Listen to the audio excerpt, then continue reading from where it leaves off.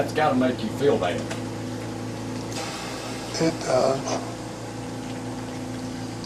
And sometimes I lay in this bed and I ask God to please allow me to die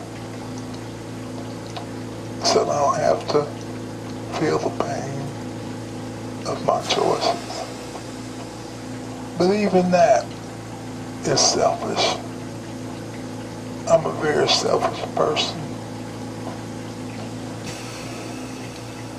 Today in my life,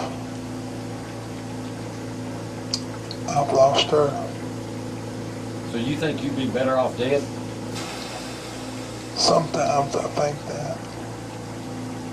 But I choose to hold a positive attitude and to fight to the end.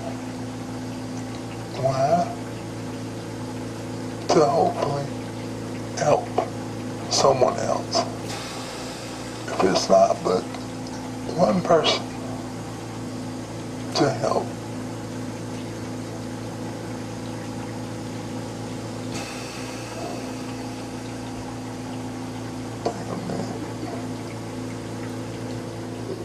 Joe's actually led a couple of people to Christ since being in this bed. Really? It's wonderful. What do you tell people when they come in here, see you like this? How is it possible to lead someone to Christ?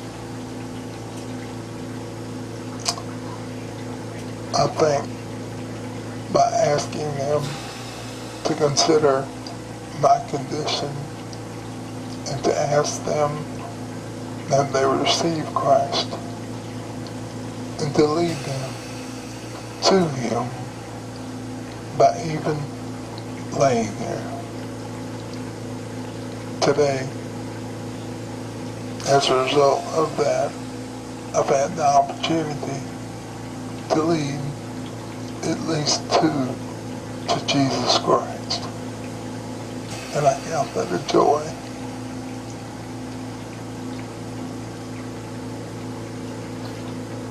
You feel like your life has been wasted? In some respects, I do feel that my life has been wasted. But in the most part, I think I've lived a fairly good life. When you get to heaven, what happens to Joe Keeney? When I do go to heaven, I'll no longer feel the tears and the pain. I've been promised that. When I get to heaven, I'll be able to spend time with my kids and my wife, time with my mother and my dad, and most of all, to know and see Jesus Himself. As we are all in this room, should we feel sorry for Joe Keeney? Hopefully not. And I'm asking you, please don't feel sorry for me at all. I chose to drink, and I chose to be in this bed as a result of my drinking. What prayer would you do for us today as we finish this interview up with you? What prayer would you do for us? Any scripture that Any just... scripture you'd like to quote as we finish this up with you today? What's your favorite? My favorite verse in the Bible is found in the book of Philippians, which is, I can do all things through Christ, which strengtheneth me.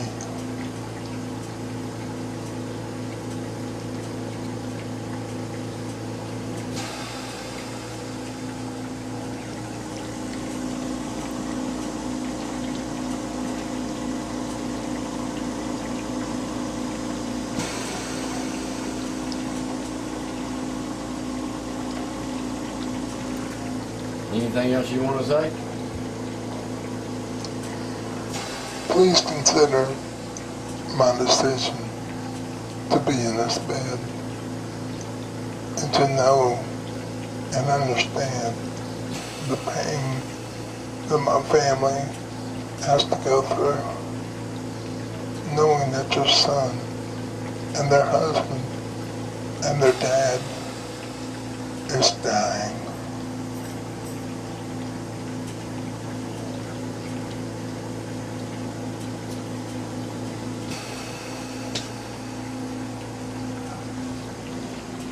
Your hands were pretty big too.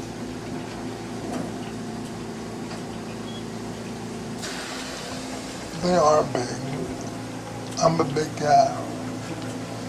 I am stand at, or lay, at 6'7", 300 pounds. I gotta say roll tide one time. I want to show them, Joe, how big your hands are. Awesome for holding a football, huh? It is. Pleasure to meet you. It's Absolute been a pleasure. pleasure to know and meet you both. Thank you. You're very welcome. You did good, too. Well, thank you. You can ask everyone in the room. You did awesome. Thank you, Joe, for your time. It's been a pleasure. Thank you. Goodbye. What do you want me to say? What's on your heart? All right, you're up, lady. Thanks. Thanks a lot. This ain't You look That's all. awesome. My mascara's running. You look awesome. You know, and the camera adds 10 pounds. yeah, I know, but I can't do nothing about that. You know, as you sit in this room and you hear this, and I know we are all teary-eyed because first time meeting Joe and the whole experience, you have lived through this. As a recovering addict yourself, what do you want to say? That Joe's decisions, you know, life can change in the blink of an eye. Obviously, After one accident, everybody's life changed forever. not just Joe's. My life, my children's lives, you know, Joe will never be able to play ball with his daughters again, never be able to walk them down the aisle, never be able to go to their graduations. And to me, that's heartbreaking. You know, it left me as a single mom, you know, and didn't only destroy Joe's life, it destroyed our family and our marriage.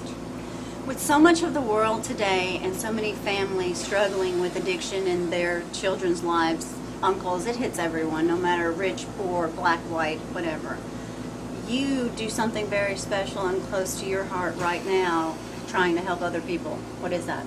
I run a ministry called New Life for Women. It's a 12-step faith-based program, and it's residential, and, you know, we help women who battle substance abuse.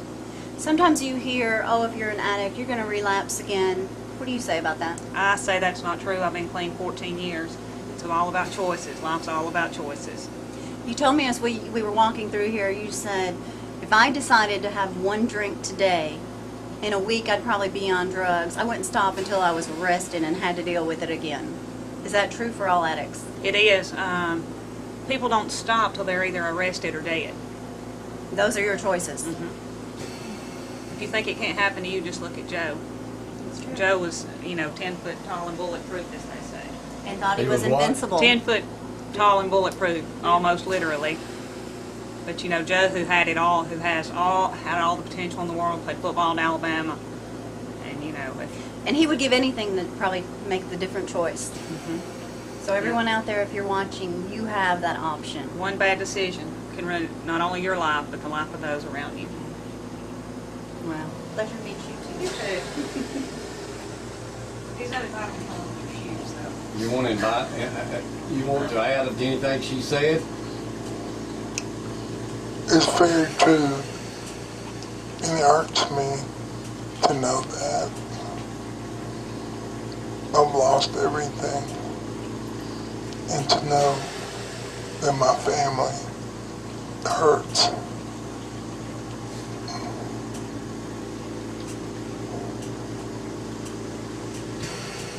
Thank you, Joe. You're welcome.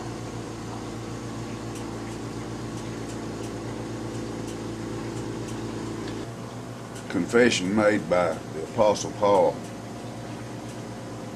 He said that it didn't make any difference what his circumstance was.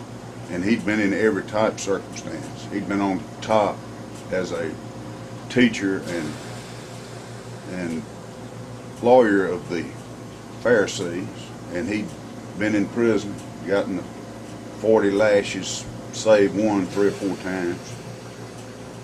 But he said he was always used by God if he'd let him.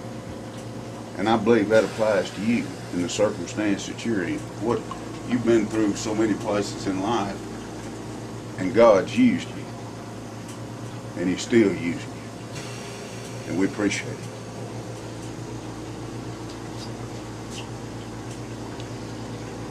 I'm very grateful for that. I try to be used every day.